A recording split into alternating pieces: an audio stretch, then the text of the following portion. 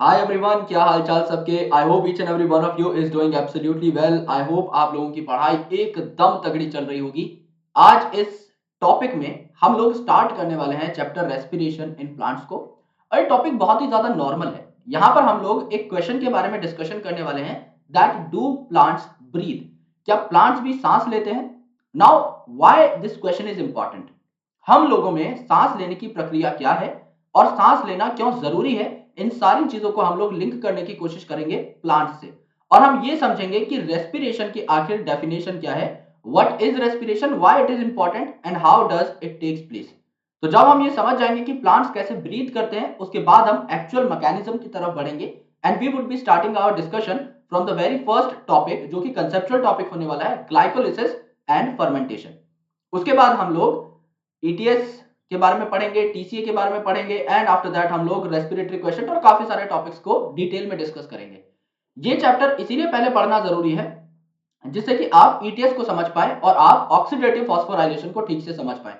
अगर आपको वो दो चीजें समझ में आ गई तो आप फोटोसिंथेसिस के भी काफी सारे टॉपिक्स को लिंक कर पाओगे रेस्पिरेशन के साथ।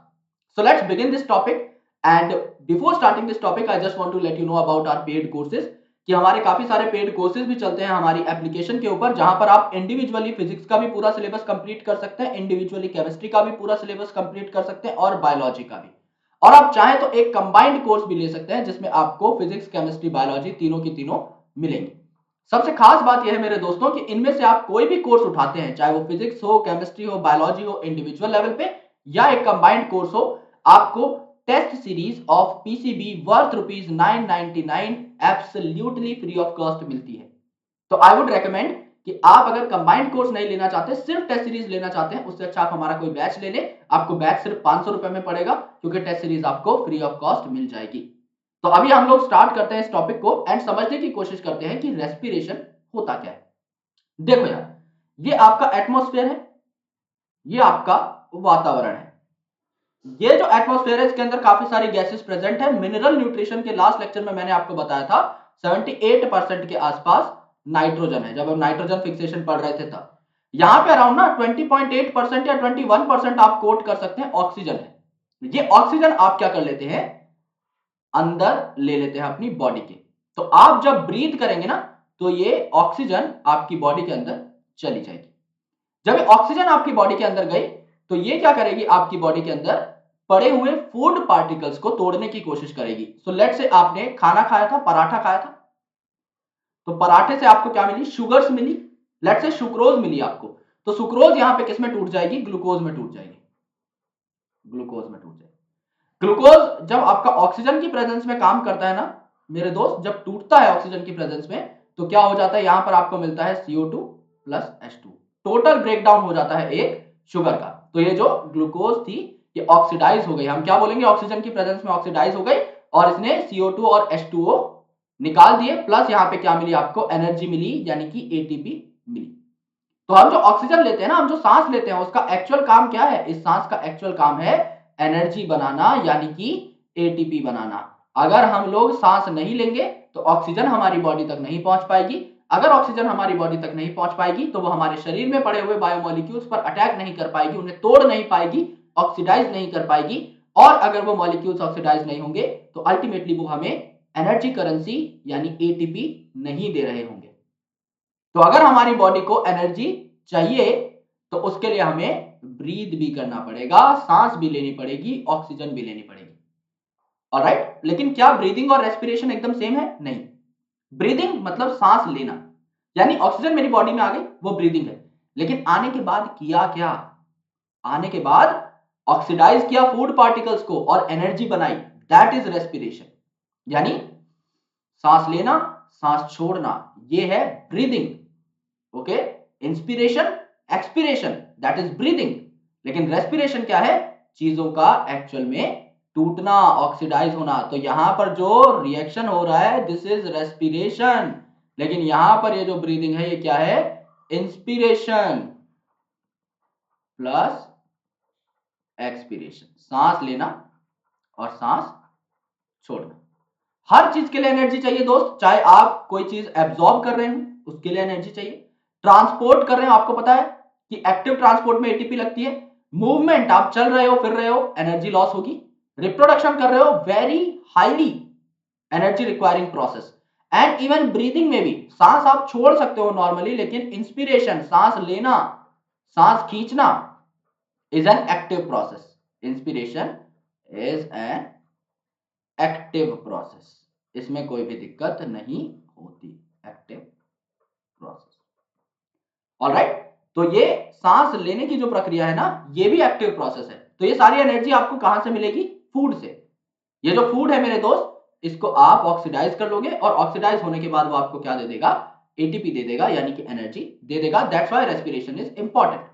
तो जब आप हवा को ब्रीथ करते हैं, यानी जब ऑक्सीजन आपकी बॉडी में आती है, वो फूड में जमा हुई जो आपकी एनर्जी है, यानी फूड में बेसिकली क्या है? बॉन्ड्स हैं, कार्बन कार्बन बॉन्ड्स हैं, उनको तोड़ेगी और एनर्जी बना देगी।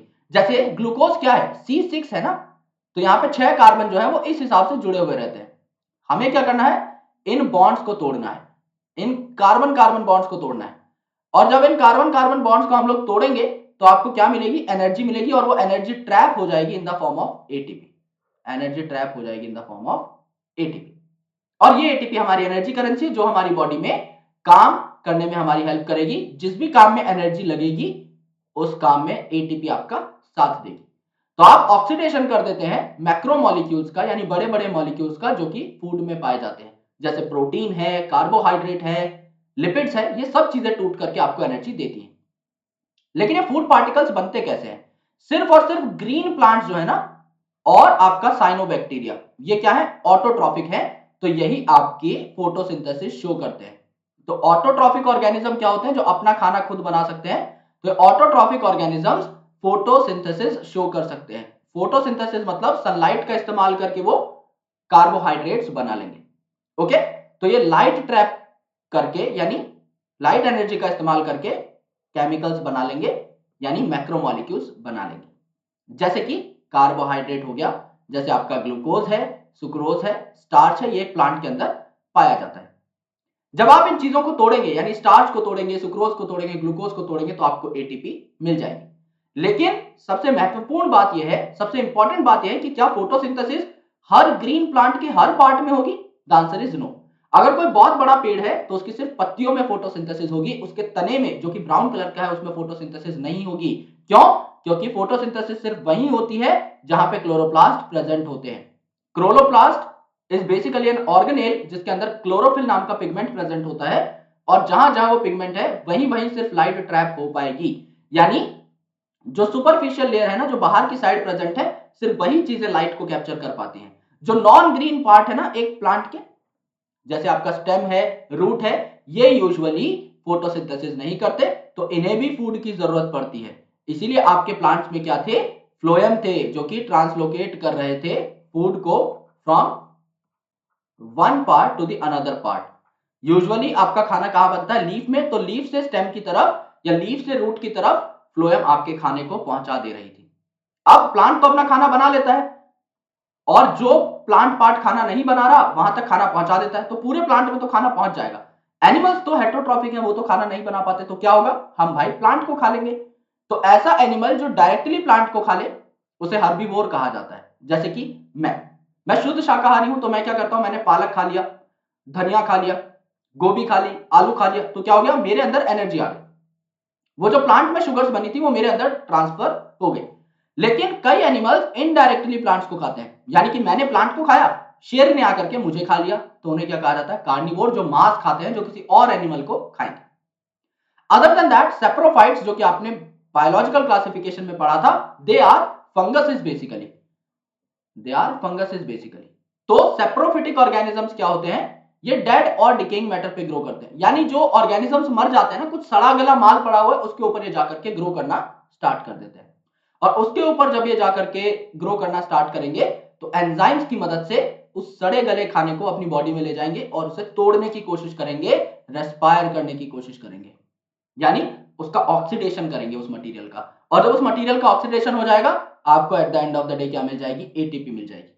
तो ये जो हम यहां पर बात कर रहे हैं ना कि फूड का ऑक्सीडेशन हुआ, एटीपी मिल गई, ये कैसे होता है? ये हम इस चैप्टर में जानेंगे कि एक्चुअल में what are the steps, what are the reactions जिनकी वजह से ये सारी चीजें पॉसिबल हो पाती है। तो यहां पर देखो यार, फोटोसिंथेसिस जो है ये आपका क्लोरोप्लास्ट के अंदर होता है, क्योंकि क्लोरोप्लास्ट के अंदर क्या है, आपके पिगमेंट्स हैं। दिस क्लोरोप्लास्ट कंटेन्स पिगमेंट्स, जैसे कि आपके क्लोरोफिल, ज़ैंथोफिल, कैरोटीनॉइड, ये सारे पिगमेंट्स आपके क्लोरोप्लास्ट में प्रेजेंट हैं। तो क्लोरोप्लास्ट के अंदर ही फोटोसिंथेसिस होती है। ऑलराइट, तो यहां पर क्या है, फोटोसिंथेसिस यानी खाने बनने की प्रक्रिया तो क्लोरोप्लास्ट में होगी इन केस ऑफ यूकैरियोट, क्योंकि प्रोकैरियोट में तो क्लोरोप्लास्ट है नहीं। लेकिन ब्रेकडाउन कहां पर होगा इस कार्बोहाइड्रेट का, जो बना है फोटोसिंथेसिस से शुगर, वो टूटेगी कहां, वो साइटोप्लाज्म में टूटेगी। साइटोप्लाज्म में क्या होता है, लिख लो साइड में। साइटोप्लाज्म में क्या होता है, हम लोग नेक्स्ट लेक्चर में डिटेल में पढ़ेंगे। साइटोप्लाज्म में होता है ग्लाइकोलिसिस, यानी शुगर के टूटने की शुरुआत कहां होती है, साइटोप्लाज्म में होती है। इसके बाद मेरे दोस्त माइटोकॉन्ड्रिया में शुगर टूटती है। माइटोकॉन्ड्रिया में क्या होता है, क्रैब साइकिल एंड ईटीएस होता है। तो माइटोकॉन्ड्रिया में क्या लिखोगे, माइटोकॉन्ड्रिया में there are two different things that you need to take into account. पहला आपका टीसीए साइकिल, टीसीए साइकिल, और दूसरा आपका ईटीएस यानी इलेक्ट्रॉन ट्रांसपोर्ट सिस्टम। तो टीसीए साइकिल कहां है, माइटोकॉन्ड्रिया के मैट्रिक्स में हो रहा है, आपको बनाकर दिखाऊंगा बकायदा। और ईटीएस कहां हो रहा है, इनर मेम्ब्रेन ऑफ माइटोकॉन्ड्रिया में हो रहा है, माइटोकॉन्ड्रिया की अंदर वाली मेम्ब्रेन में हो रहा है। क्योंकि माइटोकॉन्ड्रिया में दो मेम्ब्रेन होती है ना, एक तो बाहर वाली मेम्ब्रेन और एक अंदर वाली मेम्ब्रेन जो इनफोल्डेड रहती है और क्रिस्टे बनाती है। जो इनफोल्डिंग है इन्हें क्या बोला, क्रिस्टे बोला। तो यहां क्या होगा आपका, यहां पर आपका इलेक्ट्रॉन ट्रांसपोर्ट सिस्टम प्रेजेंट होगा। ठीक है, तो ये जो कार्बन कार्बन बॉन्ड है ना, एक फूड पार्टिकल के अंदर, या फिर आप कह सकते हैं एक शुगर के अंदर, जिसको आपको तोड़ना है, ये आप ऑक्सीडाइज करते हैं।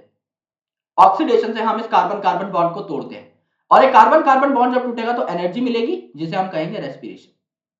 तो ब्रीदिंग है सांस का आदान प्रदान, लेकिन रेस्पिरेशन क्या है, जो फूड के अंदर कार्बन कार्बन बॉन्ड है उनका टूटना, चाहे वो कार्बन कार्बन बॉन्ड किसी प्रोटीन का हो, चाहे कार्बोहाइड्रेट का हो, चाहे लिपिड का हो, जब भी कोई फूड पार्टिकल टूटेगा वो आपको एनर्जी प्रदान करेगा। तो जो भी चीज टूटती है, जिस प्रकार का फूड टूटता है, उसे रेस्पिरेटरी सबस्ट्रेट कहा जाता है। यानी रेस्पिरेशन के दौरान कौन सा फूड टूटा है, तो यूजुअली आपके शुगर सबसे ज्यादा अबंडेंट होते हैं, तो यूजुअली कार्बोहाइड्रेट या शुगर टूटते हैं। लेकिन कई बार आप प्रोटीन ज्यादा खा रहे हो तो प्रोटीन भी आपको एनर्जी देगा, फैट भी एनर्जी देगा, ऑर्गेनिक एसिड भी आपको एनर्जी देगा। तो most often carbohydrate is the preferred respiratory substrate, लेकिन उसके अलावा और भी चीजें हो सकती हैं, प्रोटीन, फैट, लिपिड वगैरह भी आप लोग खा सकते हो। राइट, तो अब ये जो एनर्जी निकलेगी ना, जब आपने किसी फूड पार्टिकल को, जब आपने किसी कार्बोहाइड्रेट को, प्रोटीन को, लिपिड को ऑक्सीडाइज किया, तो वो जो एनर्जी है वो आपकी सेल में खुली नहीं छोड़ दी जाती, या फिर सिंगल स्टेप में नहीं रिलीज होती। ये दो बातें हैं। पहला बोला गया कि सेल के अंदर इस एनर्जी को खुला नहीं छोड़ा, और दूसरा आपने देखा कि सिंगल स्टेप में ये प्रोसेस नहीं हुआ, मल्टीपल स्टेप्स में हुआ। क्यों, सेल में एनर्जी को अगर खुला छोड़ दोगे तो वेस्ट हो जाएगी। भाई सेल में अगर एनर्जी को खुला छोड़ दिया तो majority of that will loss as heat. अगर खुली पड़ी एनर्जी तो हीट की फॉर्म में आधे से ज्यादा लॉस हो जाएगी, तो हमें इतना लॉस बर्दाश्त नहीं है। दूसरा, सिंगल स्टेप में ये चीजें क्यों नहीं होती, क्योंकि हम धीरे धीरे इस प्रोसेस को कंप्लीट करते हैं। एक एक स्टेप पे जो एनर्जी होती है उसे हम धीरे धीरे ट्रैप कर लेते हैं टू मेक एटीपी, उसे गुल्लक में डाल लेते हैं। एटीपी क्या है, एनर्जी करेंसी। तो धीरे धीरे ना हमारी जो एनर्जी आती रहती है स्टेप बाय स्टेप, उसको हम जोड़ करके एटीपी तैयार कर लेते हैं काफी सारे, और जब हमें जरूरत हो तब हम उस एटीपी को इस्तेमाल कर सकते हैं। इसीलिए इस एटीपी को एनर्जी करेंसी बोला जाता है, कि जब जरूरत हो तब इस्तेमाल कर लो, जब जरूरत नहीं है तो एटीपी के फॉर्म में स्टोर है, कोई लॉस नहीं होगा। तो ये जो सारे रिएक्शंस होते हैं ना, स्लो रिएक्शंस होते हैं, ये कंट्रोल्ड होते हैं बाय एंजाइम, जिससे अपने आप ना होने लग पड़े। अदरवाइज आपकी बॉडी में आपने खाना खाया, ऑटोमेटिकली समझ लो डाइजेशन की जरूरत भी नहीं है, चीजें डाइजेस्ट होने लग पड़ी, not good for body. That's why सारी चीजें कंट्रोल्ड होती हैं, जिससे इन्हें प्रॉपर्ली रेगुलेट किया जा सके। तो एटीपी आपकी बनती है, प्लस बीच बीच में कार्बन स्केलेटल जो बनेंगे, ये भी आपके अलग अलग मॉलिक्यूल सिंथेसाइज कर सकते हैं। ये बात मैं आपको समझाता हूं। समझ लीजिए आपने ग्लूकोज लिया, ग्लूकोज कितने कार्बन का है, 6 कार्बन का है, मानते हो। इस ग्लूकोज को आपने क्या किया, इस ग्लूकोज को आपने ऑक्सीडाइज किया, या आपने कह लीजिए ग्लाइकोलिसिस से गुजारा। ग्लाइकोलिसिस तो बिना ऑक्सीजन के भी हो सकती है, तो लिखना जरूरी नहीं है ऑक्सीजन। समझ लीजिए आपने इसको ग्लाइकोलिसिस से गुजारा। अगर आपने ग्लाइकोलिसिस से गुजारा है तो ग्लूकोज किस में कन्वर्ट हो जाएगा, 2 पायरुवेट मॉलिक्यूल्स में कन्वर्ट हो जाएगा। 2 पायरुवेट मॉलिक्यूल्स में कन्वर्ट हो जाएगा। एक पायरुवेट मॉलिक्यूल 3 कार्बन का होता है। यहां पर आपको क्या मिली, प्लस 2 एटीपी मिली। यहां पर आपको 2 एटीपी का गेन हुआ।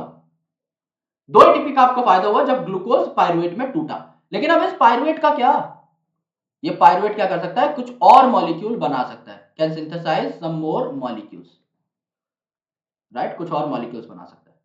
तो जो आपकी एटीपी बन गई वो बन गई, और पायरुवेट आपका किसी और मॉलिक्यूल में कन्वर्ट हो सकता है या फर्दर ऑक्सीडाइज हो सकता है। अलग अलग फेट होते हैं इस पायरुवेट के, अलग अलग भविष्य हो सकते हैं। अब हमारा सवाल आता है, जो कि हमारी हेडिंग भी है, कि क्या प्लांट सांस लेते हैं। इसके लिए हमें 3 पर्टिकुलर लॉजिक्स को समझना होगा। अगर आप उन 3 लॉजिक्स को समझ जाते हैं, then this topic is going to be really easy for you, and those topics are going to be linked, those logics, those reasons are going to be linked with anatomy in flowering plants। तो मैं आपको ये समझाते हुए चलूंगा। अगर आपसे directly कोई पूछे कि क्या प्लांट सांस लेते हैं, तो इसका आंसर जो है बिल्कुल डायरेक्ट नहीं होने वाला। आप हाँ या ना नहीं बोलोगे। लेकिन अगर आपसे कोई पूछता है कि क्या प्लांट को ऑक्सीजन की जरूरत पड़ती है, तो आप बोलोगे यस, इन्हें ऑक्सीजन की जरूरत पड़ती है। और ये ऑक्सीजन कहां से आता है, ये जो ऑक्सीजन प्लांट के अंदर आ रहा है फूड पार्टिकल्स को ऑक्सीडाइज करने के लिए, कहां से आ रहा है। अगर आप पत्तियों की बात करो तो स्टोमेटा नाम के छेद है जो कि बेसिकली गैसियस एक्सचेंज कराते हैं। एज वेल एज आपने ट्रांसपोर्टेशन इन प्लांट्स में पढ़ा कि ट्रांसपीरेशन भी इन्हीं के थ्रू होता है। ये यूजुअली आपके लीव्स पे प्रेजेंट होते हैं। तो stomata are the small pores जो कि आपका ये काम कराते हैं, जो कि ऑक्सीजन को अंदर लाते हैं। और लेंटिसेल क्या है, लेंटिसेल आपका लेंस शेप सेल्स हैं स्टेम के अंदर। तो स्टेम भी यानी कि अपना ऑक्सीजन खुद कैरी कर सकती है, राइट। तो ये छेद हैं स्टोमेटा और लेंटिसेल्स जिनके थ्रू आपका ऑक्सीजन अंदर आ सकता है। तो यहां पर हमें कुछ रीजंस पढ़ने पड़ेंगे कि क्यों प्लांट के अंदर कोई रेस्पिरेटरी ऑर्गन नहीं है। जैसे हम हैं तो हमारे अंदर रेस्पिरेटरी ऑर्गन है ना, हमारे अंदर लंग्स है। अगर आप किसी मछली की बात करोगे वहां पे गिल्स होंगे, राइट। अगर आप फ्रॉग की बात करोगे तो उसकी गिलगिली सी स्किन है, राइट। वो बक्कोफेरेंजियल रेस्पिरेशन कर सकता है, पल्मोनरी रेस्पिरेशन कर सकता है, आपका क्यूटेनियस रेस्पिरेशन कर सकता है। लेकिन प्लांट में ऐसा कुछ क्यों नहीं है। इसके 3 रीजन है, जिसमें से पहला रीजन ये है मेरे दोस्त कि प्लांट का हर पार्ट अपना खुद का जो गैसियस एक्सचेंज नीड है उसका ख्याल रख सकता है। अगर समझ लो ये एक प्लांट है बहुत बड़ा, इसमें ये आपका स्टेम है, इसमें लीफ है। अगर लीफ में अपनी ऑक्सीजन चली जा रही है, इस पार्ट में अपनी ऑक्सीजन चली जा रही है, इसमें अपनी ऑक्सीजन चली जा रही है, इसमें अपनी ऑक्सीजन चली जा रही है, तो ट्रांसपोर्ट करनी ही क्यों है। सब पार्ट अपना अपना जिम्मा खुद तो उठा रहे हैं। तो यहां पर समझ लो अंदर की साइड कोई सेल है, इसके पास ऑक्सीजन भेजनी है, तो थोड़ा बहुत कोई ट्रांसपोर्ट होगा। तो मेजर रेस्पिरेटरी सिस्टम की जरूरत नहीं है, थोड़ा बहुत ट्रांसपोर्ट तो डिफ्यूजन के थ्रू ही हो सकता है। तो बहुत लिटिल ट्रांसपोर्ट होता है यहां पर, और ये गैसियस ट्रांसपोर्ट डायरेक्टली डिफ्यूजन के थ्रू होता है from high concentration of oxygen to the low concentration of oxygen. Second reason ये है कि plant do not present great demands for gaseous exchange. भाई प्लांट को ना ऑफिस जाना है, ना मेरी तरह तुम्हें पढ़ाना है, ना तुम्हारी तरह मुझसे पढ़ना है। प्लांट को तो कुछ नहीं करना, खड़े रहना है मस्त एकदम, राइट। लाइट आ रही है उसको ले लेकर खाना बनाते रहना है, यानी जिंदगी इसकी मस्त है। एनर्जी की रिक्वायरमेंट बहुत ज्यादा नहीं है। तो क्या होता है, गैसियस एक्सचेंज की बहुत ज्यादा ना जरूरत नहीं पड़ती, और जब जरूरत पड़ती है उस टाइम पर इसके पास ऑटोमेटिकली ऑक्सीजन आ जाता है। जैसे कि इसे जरूरत कब पड़ती है, फोटोसिंथेसिस के दौरान। फोटोसिंथेसिस में क्या होता है, फोटोसिंथेसिस में आपका CO2 प्लस H2O आपका कन्वर्ट हो जाता है किसमें, C6H12O6 में, यानी आपका शुगर प्लस ऑक्सीजन। तो फोटोसिंथेसिस के दौरान एनर्जी की जरूरत है, लेकिन पहले ही ऑक्सीजन बन भी तो गया फूड ऑक्सीडेशन के लिए। यानी फोटोसिंथेसिस में ज्यादा एनर्जी की जरूरत थी, लेकिन उस टाइम पर हर लीफ के अंदर खुद ब खुद ऑक्सीजन बन भी तो रहा है, ऑक्सीजन रिलीज भी तो हो रहा है फोटोसिंथेसिस के दौरान, तो कोई दिक्कत ही नहीं है। तो पहला रीजन कि हर पार्ट पे खुद का ऑक्सीजन आ रहा है। दूसरी इंपॉर्टेंट चीज कि इतनी ज्यादा ऑक्सीजन एक्सचेंज की जरूरत भी नहीं है। फोटोसिंथेसिस में जरूरत पड़ेगी उस टाइम में तो बॉडी के अंदर ही बन जाएगा प्लांट के, ऑक्सीजन वहीं घूमता रहेगा सेल के अंदर। और थर्ड रीजन ये है कि distance that gases must diffuse even in large बल्कि प्लांट इज नॉट ग्रेट। ये फर्स्ट रीजन से मिलता जुलता है। कहा जा रहा है चाहे पेड़ कितना भी लंबा क्यों ना हो, उसे डिस्टेंस कम ही ट्रेवल करना है। जो मैंने आपको यहां पर पॉइंट बताया था ना कि डिस्टेंस से कम ही ट्रेवल करना है, क्योंकि हर पार्ट अपनी अपनी गैसियस एक्सचेंज का ध्यान रख पा रहा है। तो जो लिविंग सेल्स होते हैं ना प्लांट के, वो आपके सरफेस से काफी क्लोज रहते हैं, ऑलराइट। जैसे अगर आप देखिए इन स्टेम जो लिविंग सेल्स हैं ये आपके थिन लेयर्स में प्रेजेंट रहेंगे इनसाइड द बार्क। तो हमें ऐसा लगता है यार ये अगर स्टेम है और बाहर इतनी तगड़ी बार्क है तो अंदर वाले सेल तक तो कुछ पहुंच ही नहीं रहा होगा, लेकिन ये जो बार्क है इसके जस्ट नीचे ना आपके लूज सेल्स प्रेजेंट रहते हैं which are living in nature. Okay, और यहां पर ओपनिंग रहती है लेंटिसेल, जो मैंने आपको छोटे छोटे छेद बताए, तो यहां से क्या रहता है, आपको ऑक्सीजन मिल जाता है, प्लांट को ऑक्सीजन मिल जाता है, और इसके पीछे और सॉलिड सेल्स प्रेजेंट रहते हैं जो कि इसको सपोर्ट प्रोवाइड करते हैं। सिमिलरली यहां पे आपकी बार्क हो गई, यहां पे आपके लिविंग सेल्स हो गए जो कि लूजली प्रेजेंट होंगे, और यहां पर आपके क्या हो गए, टफ सेल्स हो गए जो कि इनको प्रोटेक्शन प्रोवाइड करेंगे। तो ओवरऑल क्या रहता है, अंदर की साइड आपके डेड सेल प्रेजेंट है, बाहर की साइड आपकी बार्क प्रेजेंट है, तो क्या रहेगा, अंदर की साइड से भी मैकेनिकल सपोर्ट है, बाहर की साइड से भी मैकेनिकल सपोर्ट है, बीच में लिविंग सेल्स है और उनमें छोटे छोटे छेद है कॉल्ड लेंटिसेल, जहां से आपका क्या होगा, ऑक्सीजन अंदर आ जाएगा। तो ये जो लूज पैकिंग रहती है ना पैरेन्काइमा सेल्स की, ये ऑक्सीजन को अंदर ले लेती है in leaves, stems as well as root. तो हमें ऐसा लगता है यार लीफ में तो चलो स्टोमेटा है, स्टेम और रूट में क्या होता है, स्टेम और रूट में, स्टेम में यूजुअली लेंटिसेल्स हैं और रूट में क्या है, आपके लूजली पैक्ड पैरेन्काइमा सेल्स हैं। तो एयर स्पेस आपस में कनेक्टेड रहेंगे और एक सेल में एयर आने के बाद वो अगले सेल्स में ऑटोमेटिकली चीजों को पहुंचा देगी। ऑलराइट, तो जब आपकी बॉडी में ग्लूकोज आया या जब प्लांट की बॉडी में ग्लूकोज बना, तो इसको एनर्जी में कन्वर्ट करने के लिए क्या करना है, हमें इसको कंप्लीटली ऑक्सीडाइज करना है। तो ये वर्ड याद रखना, कंप्लीट कंबशन। कंप्लीट कंबशन मतलब एक भी कार्बन एसोसिएटेड नहीं है दूसरे कार्बन के साथ। जो सारे सीसी बॉन्ड थे ना, अब मैं ग्लूकोज अगर बना रहा हूं तो मैं 6 कार्बन बनाऊंगा, सारे कार्बन कार्बन बॉन्ड्स टूट गए, ये भी टूटा, ये भी टूटा, ये भी टूटा, ये भी टूटा, ये भी टूटा, तो क्या बनेंगे, 6 इंडिविजुअल कार्बन बन जाएंगे, 1 2 3 4 5 6, 6 इंडिविजुअल कार्बन बन जाएंगे, तो 6 CO2 बन जाने चाहिए। इसे मैं कहूंगा कंप्लीट कंबशन, कंप्लीट कंबशन। और समझ लो ये 6 कार्बन का जो मॉलिक्यूल है, इसको मैंने ऐसे तोड़ा, 2 कार्बन 2 कार्बन 2 कार्बन या 3 कार्बन 3 कार्बन, तो इसे मैं कहूंगा इनकम्प्लीट कंबशन। क्यों, क्योंकि सारे कार्बन एक दूसरे से अलग नहीं हुए हैं, यहां पर 3 मॉलिक्यूल्स बने हैं 2 कार्बन के, तो इसे मैं कहूंगा इनकम्प्लीट कंबशन। यहां पर क्या हुआ, आपका ग्लूकोज है, इसमें आपने पूरा ऑक्सीजन लगा दिया है, 6 ऑक्सीजन, तो आपका 6 CO2 बनी कंप्लीट, यहां पर ग्लूकोज टूटा, वाटर बना और एनर्जी बनी, यानी कि आपकी एटीपी बनी। अब मैंने आपको बताया था सारी की सारी एनर्जी जो है हीट के फॉर्म में लॉस नहीं होती, क्यों, क्योंकि सेल में ओपनली नहीं प्रेजेंट है एनर्जी। देखो लास्ट पॉइंट मैंने आपको बताया था,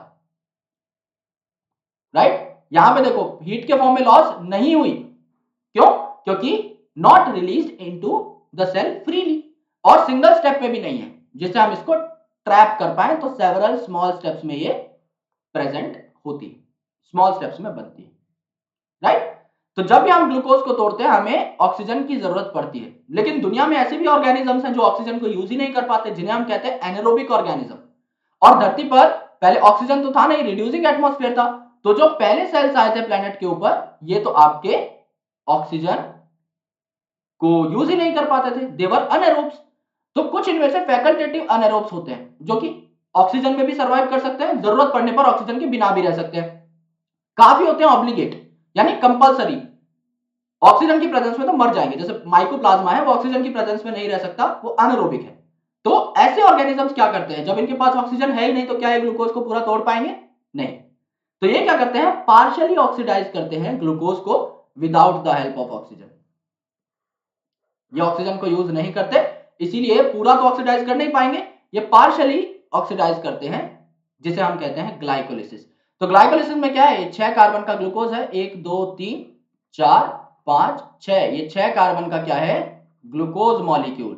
जब मैं इसे ग्लाइकोलिसिस से गुजारूंगा, तो ग्लाइकोलिसिस में क्या है, आपका पार्शियल ऑक्सीडेशन है, पार्शियल ऑक्सीडेशन है तो ये 2 टुकड़ों में टूट जाएगा, और यहां पर मुझे क्या मिलेगा, 3 कार्बन का एक ये मॉलिक्यूल मिलेगा जिसे मैं बोलूंगा पायरुवेट, प्लस 3 कार्बन का एक ये मॉलिक्यूल मिलेगा जिसे बोलूंगा पायरुवेट। तो इसे क्या बोलूंगा, इनकम्प्लीट बोल दूंगा।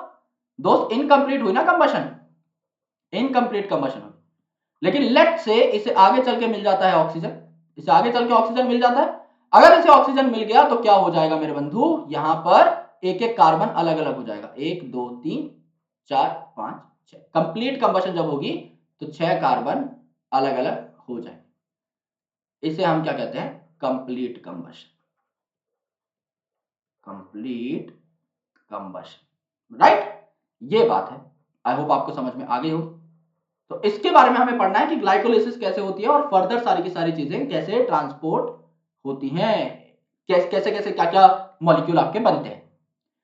सो guys, this is our test series, अभी जस्ट लॉन्च हुई है टेस्ट सीरीज कुछ दिन पहले। चैप्टर वाइज टेस्ट आपके ऐड हो चुके हैं। This is just for ₹999। सो अगर आप हमसे YouTube पर पढ़ते हैं, मुझसे, नितेश सर से, लव सर से, तो आप अपनी परफॉर्मेंस का एनालिसिस करने के लिए इस टेस्ट सीरीज को ऑप्ट कर सकते हैं, जहां पर आपको 7,500 से भी ज्यादा क्वेश्चन मिलेंगे, इनफैक्ट इससे भी ज्यादा। लेकिन अगर आप हमारे किसी भी कोर्स का पार्ट बनते हैं, चाहे वो इंडिविजुअल बायोलॉजी का हो, चाहे केमिस्ट्री का, चाहे फिजिक्स का, तो आपको ये test series free of cost मिलती है। तो समझ लीजिए, मेरा कोई कोर्स अगर 1,500 रुपए का है, अगर आप वो कोर्स लेते हैं तो 999 की टेस्ट सीरीज ऑटोमेटिकली आपको फ्री में मिल जाएगी। तो rather than paying 1000 for test series, 1500 में ये कोर्स ही ले लो यार, आपको 499 में एक पूरा नया कोर्स मिल जाएगा, right? So you can take a lot of courses. नीचे डिस्क्रिप्शन में सारे के सारे लिंक्स दिए हुए हैं, आप लोग जाकर कनेक्ट कर सकते हैं। मार्क्सअप लर्निंग ऐप नाम का जो एप्लीकेशन है, इसे आप इंस्टॉल कर सकते हैं from Google play store. And इस एप्लीकेशन पे हमारे काफी सारे क्वेश्चन बैंक्स हैं, जिनका प्राइस आपका 10 रुपीज टू लेकर के 100 रुपीज तक है। तो आप इन क्वेश्चन बैंक्स को परचेज कर सकते हैं। क्वेश्चन बैंक्स आप लोगों के बहुत ज्यादा काम आने वाले हैं, and you will truly love them up. So please make sure to use them. Rather than scrolling Facebook or Instagram, you can scroll the Marks Up Learning application to increase your marks. Marks Up Learning app नाम के Telegram channel को join कर लीजिए। Just after completion of every chapter आपको वहां पर मेरे notes मिलते हैं, जिनसे मैं आपको पढ़ाता हूं। तो ये नोट्स अगर आपको चाहिए तो आप मार्क्स अप लर्निंग ऐप नाम के टेलीग्राम चैनल पर कनेक्ट हो सकते हैं। शुक्रिया गाइस, मिलता हूं आपसे अगले टॉपिक के अंदर, जहां पर हम लोग डिस्कस करेंगे about glycolysis and fermentation. Very important topic, एक क्वेश्चन यहां से पक्का आएगा। और उसके बाद topic 14.4 and 14.5, that is basically the Krebs cycle and ETS, वहां से भी एक क्वेश्चन पक्का आएगा। तो अगले दो टॉपिक्स आपको 4 से 8 नंबर दिलाने वाले हैं नीट एग्जाम के अंदर, तो इनको पक्का सुनिएगा, पक्का देखने आइएगा। थैंक यू यार, bye bye, take care, lots of love, जय हिंद, शुक्रिया।